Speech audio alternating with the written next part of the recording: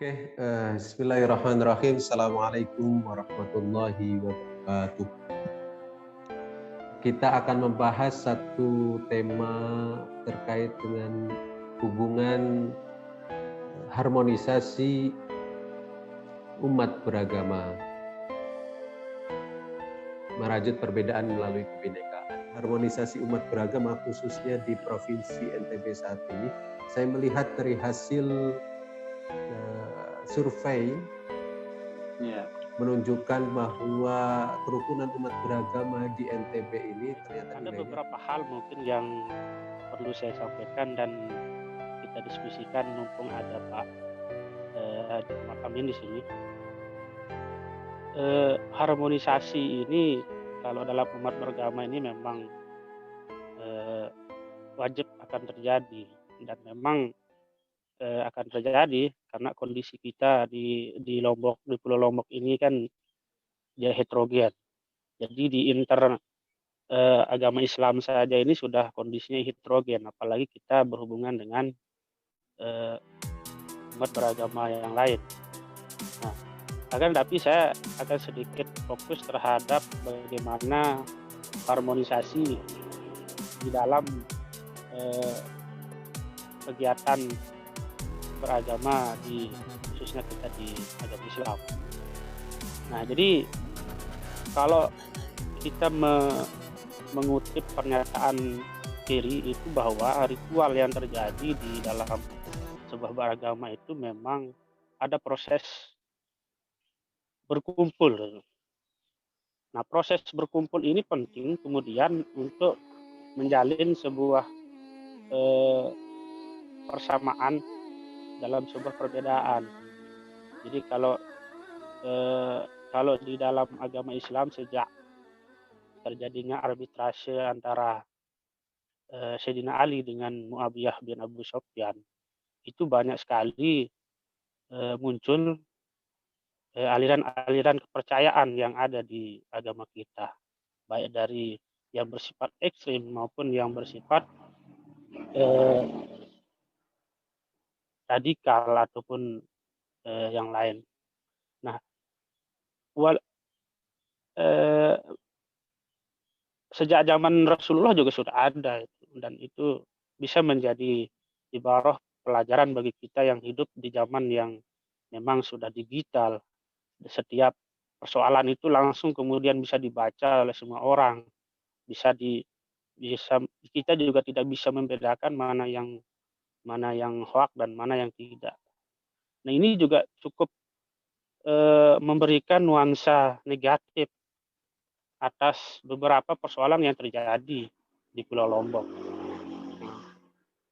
Salah satu contoh yang kemudian menjadi beberapa perbincangan hangat dan masih hangat untuk dibicarakan, sering kemudian kita bicarakan di Lakosdam NU Kabupaten Lombok Timur. Banyak sekali kasus-kasus, ini kalau kita berbicara kasus itu secara khusus, karena kalau secara umum sudah dibahas oleh dua pemateri kita tadi bahwa Lombok ini kalau kita lihat luar biasa. Tapi kalau kita berbicara kasus, banyak sekali kasus yang belum tuntas. Termasuk Ahmadiyah yang ada di Greneng yang sampai saat ini juga masih terkatung-katung nasibnya.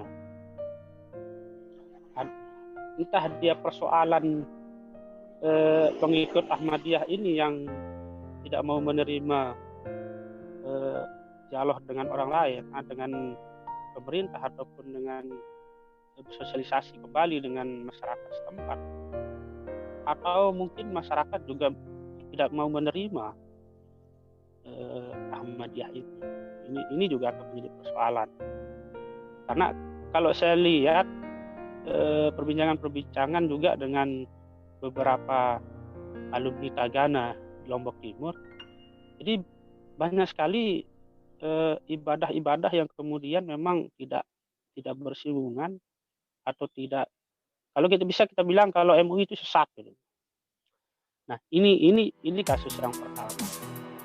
Kemudian kasus yang kedua, sejak tahun 90-an kalau kita baca banyak sekali kepercayaan yang masuk ke NTB termasuk di Lombok.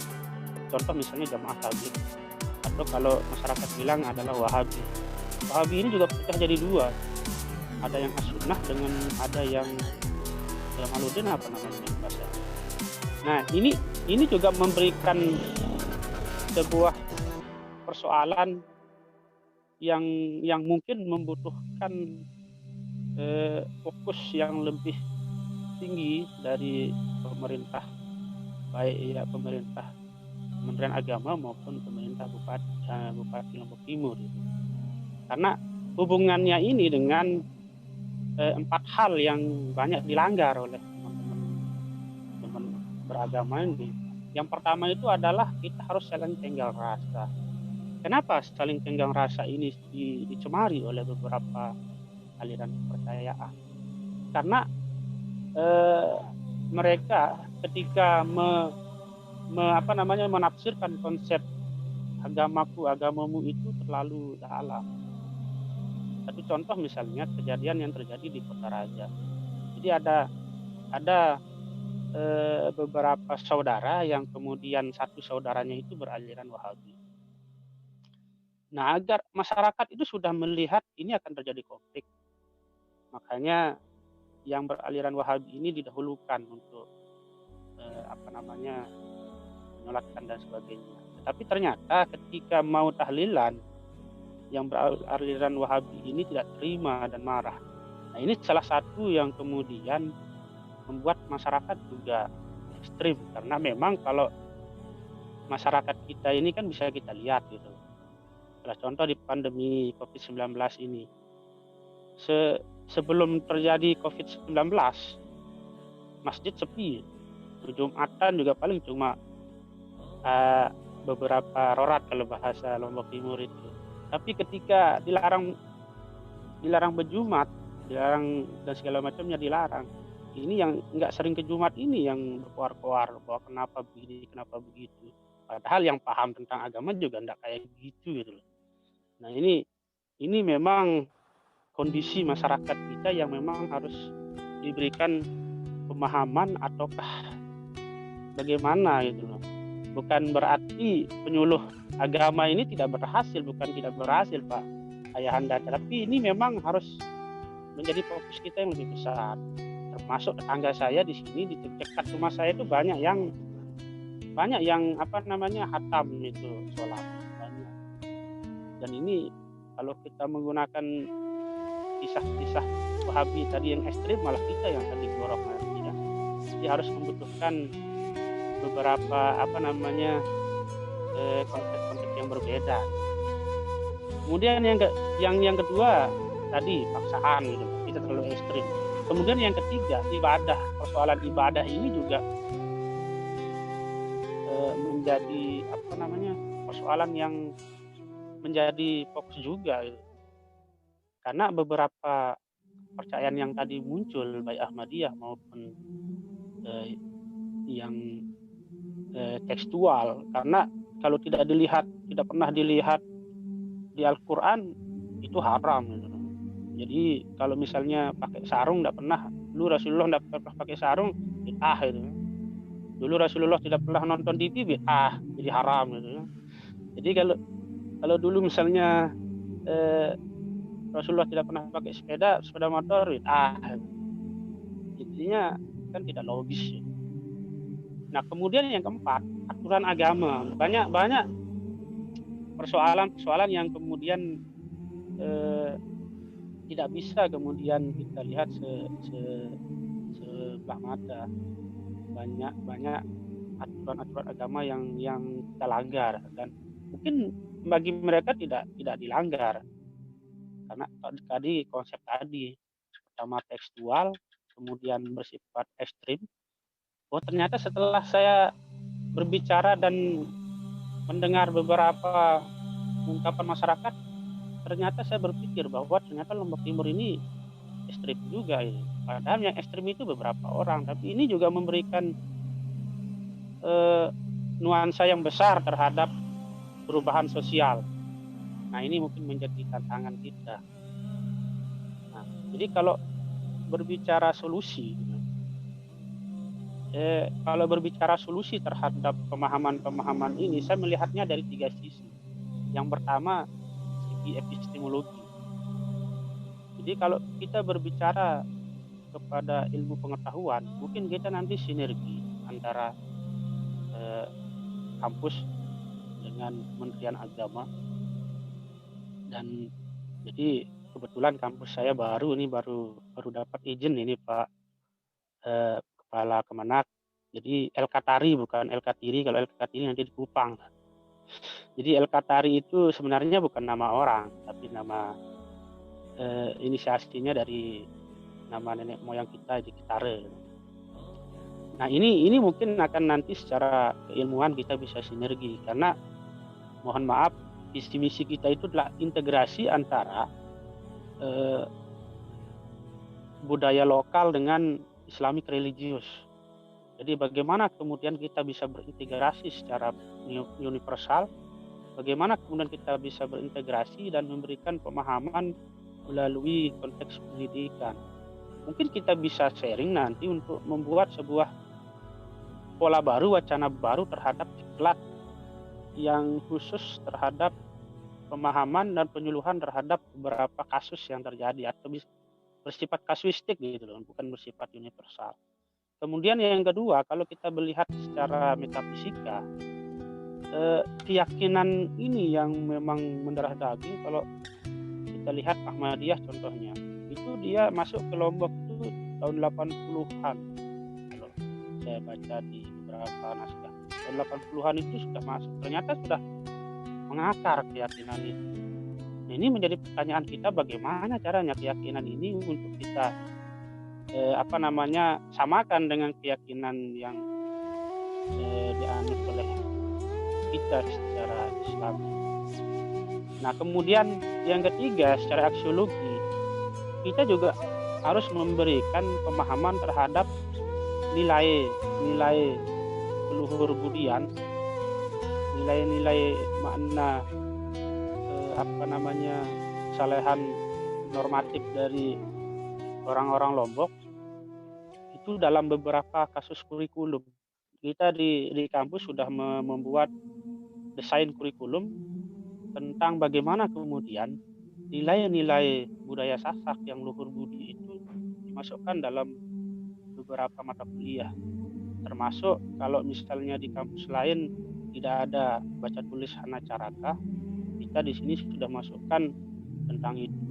Bagaimana kemudian integrasi antara budaya-budaya lontar itu dengan budaya-budaya yang ada di Islam. Jadi bukan berarti budaya itu yang misalnya tidak sesuai harus dibunuh, tapi bagaimana kemudian agar terintegrasi menjadi sebuah wacana baru yang memberikan ruang terhadap penilaian pemaknaan yang lebih ini. Karena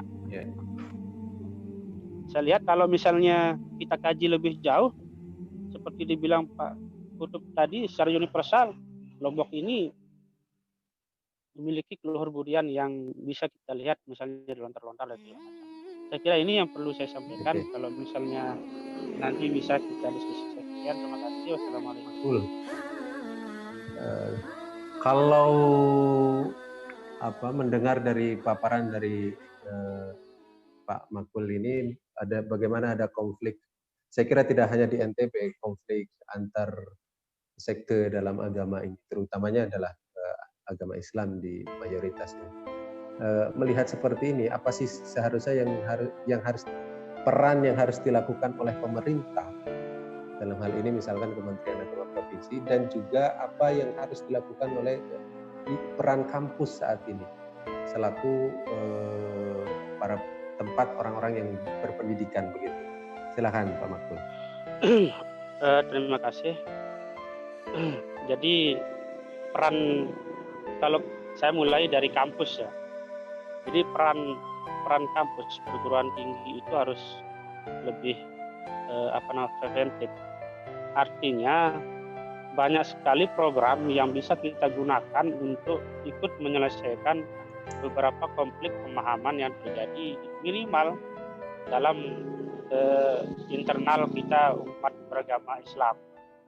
Salah satu contoh misalnya sekarang itu ada program magang. Jadi kalau misalnya berhubungan tentang hukum Islam, kita bisa magang untuk memberikan pemahaman hukum Islam terhadap masyarakat. Belum lagi misalnya tentang KKN yang kemudian sekarang itu sudah kalau bahasa Pak Jokowi itu berdamai. Jadi berdamai dengan digital. Jadi kalau misalnya didengung-dengungkan 4.0, jadi di kampus itu sudah sejak lama itu untuk memulai ini. Cuma memang boomingnya itu ya pada saat COVID-19 ini. Jadi kita sudah banyak kuliah daring, tapi memang boomingnya ya sekarang. Dosen-dosen kita yang latah terhadap digital sekarang itu dipaksa untuk berdamai dengan dunia digital. Nah, jadi KKN dalam konteks terintegrasi itu bisa ditawarkan dengan tematik yang kemudian berusaha untuk memberikan pemahaman bekerjasama dengan Kementerian Agama yang memiliki para penyuluh agar lebih aktif dan preventif untuk menyelesaikan persoalan. Kemudian yang kedua, kalau berbicara dengan pemerintah, saya melihat di Lombok Timur masih sudah sangat difasilitasi oleh pemerintah. Teman-teman yang Ahmadiyah yang di Greneng misalnya sudah disediakan tempat, di Jeringo nggak mau, diberikan tempat yang lain nggak mau. Jadi saya rasa konteks garis bawahinya ini adalah bagaimana kemudian kita, baik Kementerian Agama, pemerintah dan kampus itu memberikan pemahaman yang lebih terhadap konsep keyakinan ini. Jadi bisa kita sinergi nanti dengan penyuluh bagaimana agar dia lebih kasuistik gitu. Jadi kita tidak melihatnya secara universal. Jadi yang kasuistik ini yang perlu kita berikan ruang yang lebih gitu loh. Saya kira ini yang perlu saya sampaikan, dan nanti kita bisa kolaborasi dengan Ayahanda Haji Muhammad Amin. Saya kira seperti itu.